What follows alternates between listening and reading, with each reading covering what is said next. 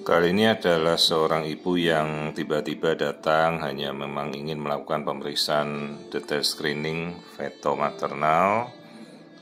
Jadi si ibu sebenarnya sudah kontrol di tempat lain, tapi hari ini ya pas kita bisa melakukan detail screening, kita lakukan pemeriksaan kembali.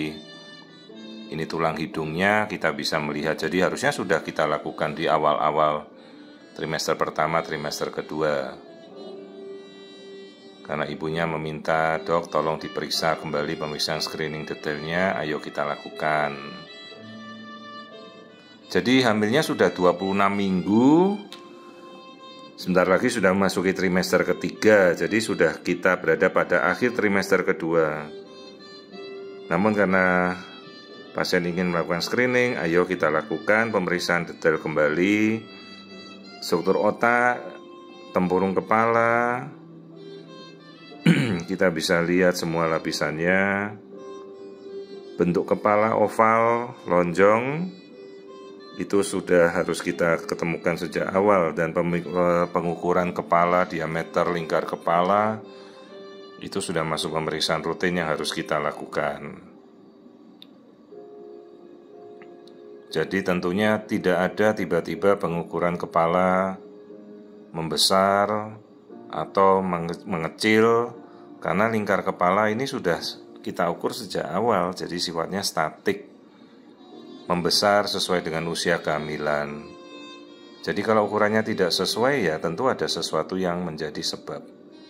Perhatikan ini lensa mata, matanya sudah bergerak-gerak. Kalau kelopak mata belum terbuka, kelopak mata nanti baru 29 minggu dia terbuka. Ini tulang hidung sudah, lihat bibirnya, bayinya membuka mulut. Jadi sambil dia minum air ketuban itu, jadi air ketuban ini minumnya bayi dan pipisnya dia juga, itu proses daur ulang. Nah, jadi kita sudah bisa melihat proses bayi menelan, berkemih juga. Nah, bayinya kebetulan tengkurap, ayo kita lihat tulang belakangnya, jadi ikuti saja yang apa bayi itu mau tawarkan.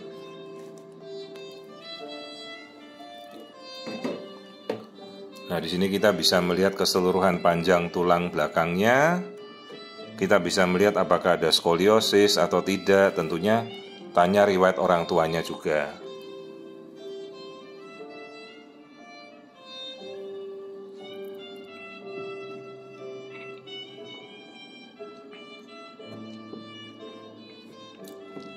Nah, kita bisa melihat keseluruhan panjang tulang belakang. Dari leher, punggung, tulang rusuk juga kita bisa amati. Jadi screening pada tulang belakang semuanya normal, tertutup dari ujung leher sampai ujung tulang ekor. Juga rusuknya normal.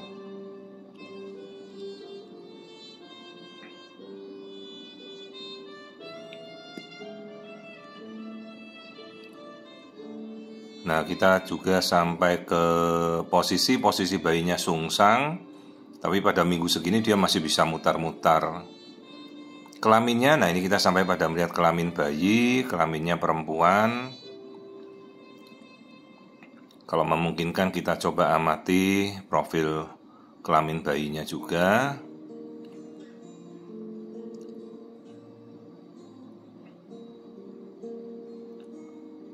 Nah, ini kita bisa melihat kelamin bayi perempuan. Ini pas di antara selangkangan. Nah, ini kelaminnya ya, itu klitorisnya terlihat. Ya, ini kelamin bayi perempuan normal.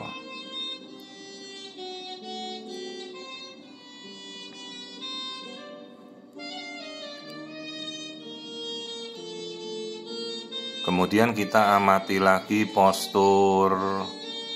Oh, masih di belakang kelamin ini anus. Anus harus selalu terlihat karena banyak kasus atresia ani, bayi nggak punya anus. Nah, lalu kita lihat postur kaki. Nah, ini kakinya dijungkirkan ke atas semua. Bayinya sungsang. Perhatikan kaki normal.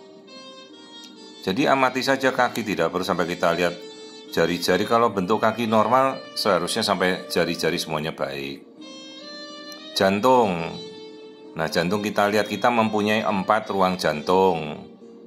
Namanya 2 bilik, 2 serambi. Terus kita lihat aliran darahnya. Katup kita ada 2, katup kanan, katup kiri. Nah, ini pembuluh darah jantung. Aliran darahnya juga normal. 4 ruang jantungnya baik. Jantung harus selalu ada di tengah rongga dada karena dia diapit oleh paru-paru kanan kiri. Jadi yang bagian putih di antara jantung sebelah kanan kiri itu adalah paru-paru. Jadi tidak boleh jantung bergeser ke kanan atau kiri. Jantung harus selalu berada di tengah-tengah rongga dada, menempati persentase sekitar 30% sampai 40% luas rongga dada. Nah, ini 4 chamber jantung. Jantung sudah kita lihat baik semuanya.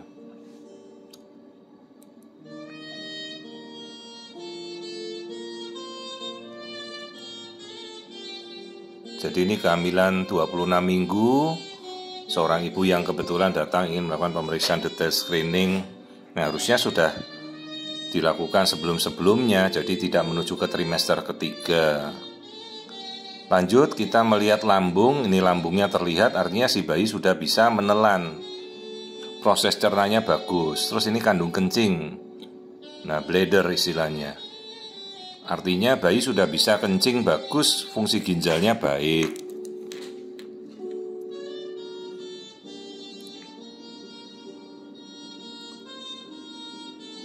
Nah, kemudian kita amati ini plasenta. Plasenta ada di posisi belakang. Jauh, tidak menutupi jalan lahir, jadi si ibu bisa saja lahiran normal. Tinggal mudah-mudahan ya posisinya jangan sungsang, jadi putar kepala nanti. Jadi jalan lahirnya aman. Nah, ketuban semuanya bagus.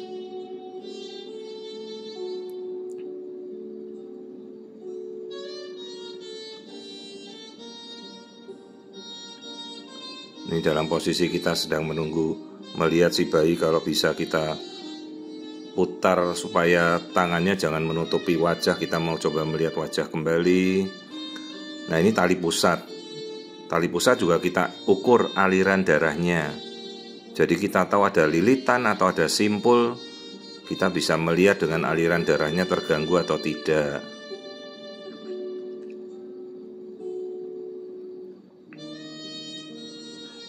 Nah, ini aliran darah dari umbilical cord, tali pusat. Tali pusatnya baik. Tidak ada hambatan dari pembuluh darah tali pusat.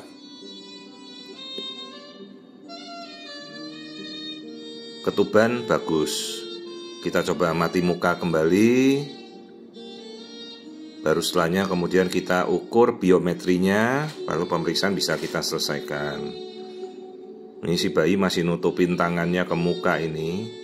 Tangannya ditaruh di atas jidatnya, persis di depan muka.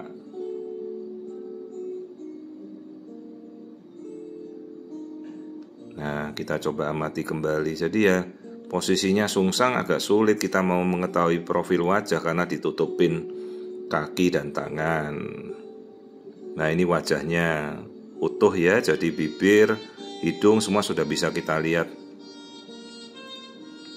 Karena memang kalau profil wajah sudah masuk minggu segini agak sulit kalau bayinya sudah tengkurap, sungsang, apalagi tengkurap tidak bisa kita lihat tentunya.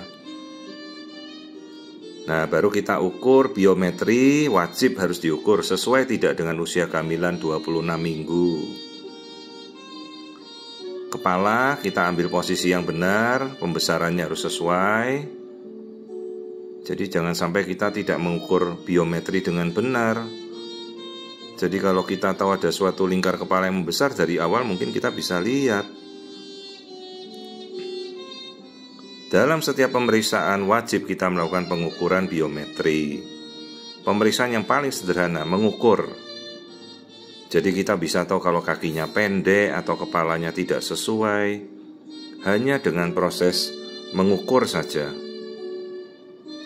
Dan proses mengukur ini sudah kita mulai dari minggu ke-16-17 sejak awal.